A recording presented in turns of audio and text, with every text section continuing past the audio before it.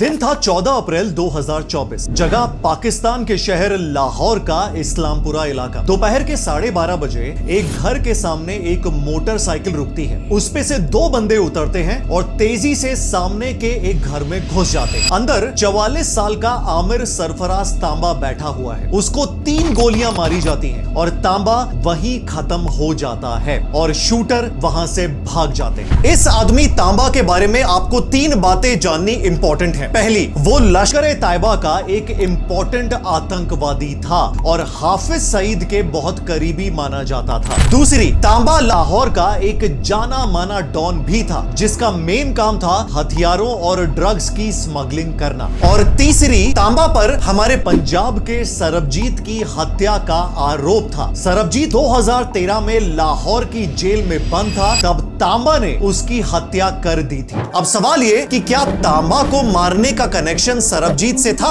5 अप्रैल 2024 UK के सबसे बड़े अखबारों में से एक द गार्जियन ने एक इन्वेस्टिगेटिव रिपोर्ट छापी कि हमारा देश भारत 2020 के बाद से पाकिस्तान में छुपे 20 आतंकवादियों की हत्या करवा चुका है। जी हाँ, और इसमें सिर्फ तांबा ही नहीं, परमजीत सिंह पंजवर पाकिस्तान में रहने वाला खालिस्तानी आतंकवादी जो भारत में ड्रग्स और हथियार की सप्लाई करता था, ये सभी तांबा की तरह मारे जा चुके थे। रिपोर्ट में यह भी बताया गया कि भारत की सीक्रेट सर्विस रॉ यूएई से स्लीपर सेल चला रही है और आतंकियों को निशाना बना रही है। पर फिर बताया जाता है कि 2023 में एक ऐसा कांड हुआ जिसके बाद भारत सरकार ने इन ऑपरेशंस को बंद करने का ऑर्डर दिया। आज इस वीडियो में आप जानोगे कि ऐसा क्या हुआ था 2020 में कि भारत ने ये किलिंग शुरू कराई। कैसे हमारी सीक्रेट सर्विस एजेंसी रॉ आतंकियों को मारने के लिए कैसे कैसे तरीके अपना रही थी।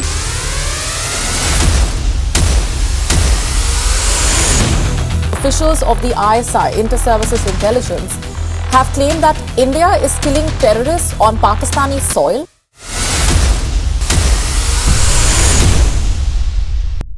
पाकिस्तान में पिछले 4 सालों में जिन जिन आतंकियों को मारा गया वो सभी भारत पे हुई किसी ना किसी टेररिस्ट एक्टिविटी में शामिल थे। अटैक होते थे, पाकिस्तान में बैठा कोई आतंकवादी ग्रुप इसकी जिम्मेदारी लेता था। कुछ दिन न्यूज चैनल शोर मचाते थे। इन आतंकियों की पाकिस्तान में 6 महीने तक ट्रेनिंग चली। अजहर ने यहीं से भारत के खिलाफ लड़ाई को नई धार दी और उसके बाद सब लोग चुप हो जाते थे।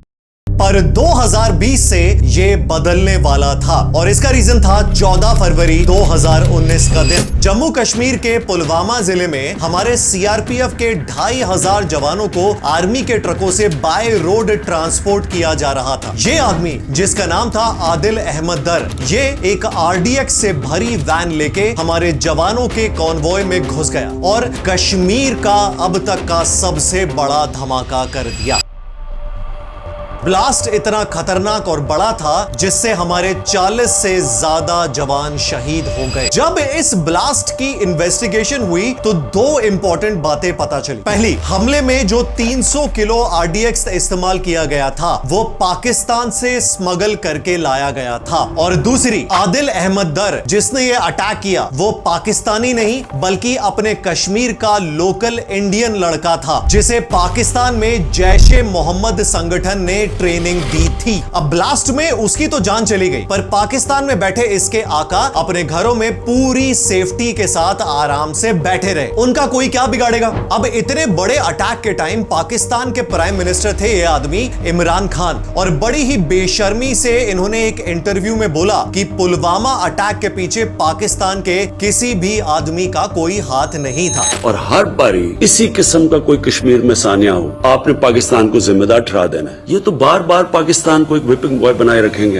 अब इस बात में इतनी बेशर्मी इसीलिए थी क्योंकि खुद जैश-ए-मोहम्मद के स्पोक्समैन मोहम्मद हसन ने सामने से बोला कि ये अटैक हमने कराया है। अब ये याद रखिएगा कि ये वही पाकिस्तान है जिसने ओसामा बिन लादेन के टाइम पे ये बोला था कि वो उनकी धरती पे नहीं है, और ओसामा कहां निकला ये सभी जानते हैं। अब रिपोर्ट बताती है कि पुलवामा अटैक ने हमारी एजेंसीज और सरकार दोनों को सोचने पे मजबूर कर दिया कि अब करें तो क्या करें। या तो अगले अटैक अटैक का वेट करें या फिर इन आतंकियों के घर में घुस के मारें। एक इंडियन ऑफिसर ने बताया कि रॉ को इंस्पिरेशन मिली जब 2018 में सऊदी अरेबिया के प्रिंस मोहम्मद बिन सलमान ने एक कोवर्ट ऑपरेशन चला के अपने ही देश के एक रिपोर्टर जमाल खशोगी को जान से मरवा दिया था, क्योंकि वो प्रिंस के लिए खतरा बन गया था। इस तरह के कोवर्ट ऑपरेशन पहले भी कई देशों ने किए हैं। इजराइल अपने दुश्मनों को मारने के लिए अपनी सीक्रेट सर्विस मोसाद का इस्तेमाल करता है, रशिया और अमेरिका अपनी CIA और KGB का इस्तेमाल करते हैं, और अब भारत को इस्तेमाल करना था रॉ को। लेकिन इसके लिए रॉ को उस आदमी की परमिशन चाहिए थी जो सरकार में सबसे टॉप में बैठा है, हमारे प्रधानमंत्री मोदी, और उनको वो ऑर्डर मिल गया। और मिशन था कि भारत के दुश्मनों को यह मैसेज देना कि तुम कहीं भी छुपे हो,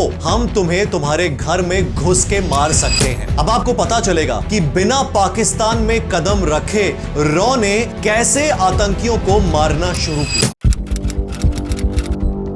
किसी भी सीक्रेट कोवर्ट ऑपरेशन को करने के लिए यह जरूरी होता है कि दुनिया को इसके बारे में पता ना चले। रिपोर्ट बताती है कि रॉ ने सबसे पहले अपना बेस ऑफ ऑपरेशंस चुना UAE को, क्योंकि ये इंडिया और पाकिस्तान दोनों के पास है। यहां 35 लाख इंडियंस रहते हैं, जिससे उनके बीच में छुप के काम करना आसान हो गया। अब रॉ ने किन किन तरीकों से पाकिस्तान में बैठे आतंकियों को मारा, आपको टॉप के 3 केस बताता हूं। सबसे पहले यह आतंकी जाहिद अखुंद मिस्त्री, इसने 1999 में हमारे इंडियन एयरलाइंस का प्लेन हाईजैक किया था। यह उसमें डायरेक्टली इन्वॉल्व था और हरकतुल मुजाहिदीन का मेंबर था। यह आदमी पिछले 23 साल से पाकिस्तान में नाम बदल बदल कर रह रहा था। अब रिपोर्ट बताती है कि रॉ एजेंट्स ने इसकी लोकेशन को महीनों तक ट्रेस किया। उसके लिए पाकिस्तान में बैठे इन्फॉर्मर्स को मोटा पैसा दिया गया। जब इसकी पूरी इंफॉर्मेशन मिल गई तो अखुंड की आइडेंटिटी कंफर्म करने के लिए रॉ ने अपनी एक फीमेल एजेंट का इस्तेमाल किया। जी हां, जिसने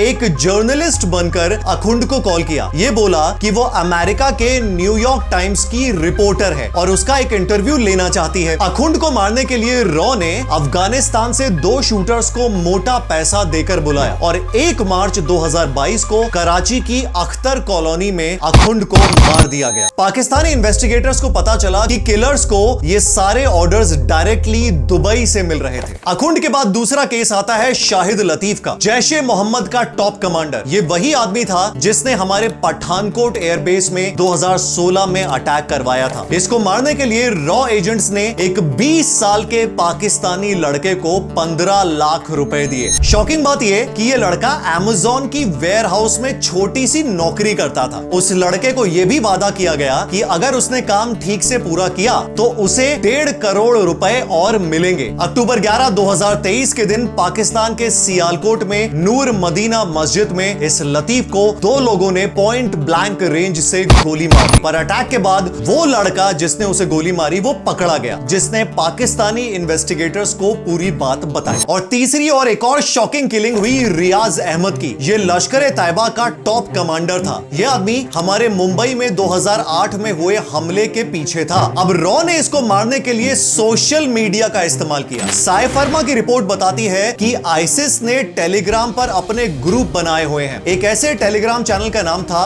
विस्पर्स ऑफ द फॉरगॉटन। ऐसे लड़कों को टारगेट किया जाता है जिनकी सोच रेडिकल होती है और जो आईसिस ज्वाइन करना चाहते हैं। रॉ एजेंटों ने इसी टेलीग्राम चैनल को ज्वाइन किया और वहां से लाहौर के एक 20 साल के एक लड़के मोहम्मद अब्दुल्ला को कांटेक्ट किया। उसे यह बोला गया कि उसको आईसिस के लिए लड़ने का मौका दिया जाएगा, पर पहले उसको खुद को प्रूव करना होगा। उसको बोला गया कि एक इस्लाम के दुश्मन को तुझे मारना होगा, एक काफिर जिसका नाम है रियाज अहमद। और 9 सितंबर 2023 में रावलकोट की एक मस्जिद में रियाज अहमद को गोली मार दी गई, पर इस बार भी वो लड़का पकड़ा गया। अब सीक्रेट एजेंसीज बताती हैं कि 2020 से 24 तक टोटल 20 आतंकवादी मरवा दिए गए हैं। अब यहां तक तो सब कुछ ठीक चल रहा था, पर फिर 2023 में हो गया एक बड़ा स्कैंडल, जिसके बाद भारत को सब कुछ समेट कर बंद करना पड़ा और वापस आना पड़ा। क्या था वो स्कैंडल, ये आप जानोगे अगले सेक्शन में।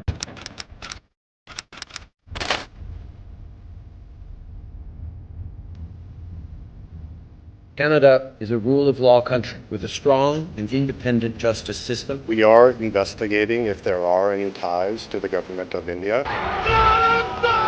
United States had reportedly thwarted the attempt of killing Khalistani terrorist Gurpatwant Singh Pannu. सबूत सामने थे, भारत का सीक्रेट प्लान दुनिया के सामने आ गया था और इस कलेश के सेंटर में थे ये दो बंदे, हरदीप सिंह निज्जर और गुरपतवंत सिंह पन्नू। पहले बात करते हैं निज्जर का क्या कलेश था। यह आदमी खालिस्तान मूवमेंट को बढ़ावा देने और पंजाब को भारत से अलग करने में लगा हुआ था। इनफैक्ट भारत सरकार ने निज्जर को खालिस्तानी आतंकवादी घोषित किया था। एनआईए ने बताया था कि निज्जर पंजाब में बड़े पैमाने पर कत्ले आम की योजना बना रहा था। इस आदमी को पकड़ना इतना जरूरी था कि एनआईए ने उस पे $16,000 का इनाम रखा हुआ था। 18 जून 2023 को कनाडा के सरे शहर में एक गुरुद्वारे के बाहर निज्जर को गोली मार दी गई और कनेडियन पुलिस ने इन 3 बंदों को उसके लिए पकड़ा। निज्जर कनाडा में अपनी कम्युनिटी में एक इंपॉर्टेंट आदमी था, इसीलिए इस घटना की इन्वेस्टिगेशन को कनाडा की सरकार ने बहुत सीरियसली लिया और उसके बाद एक दिन कनाडा के प्राइम मिनिस्टर जस्टिन ट्रूडो ने पार्लियामेंट में खड़ा होकर यह ऐलान किया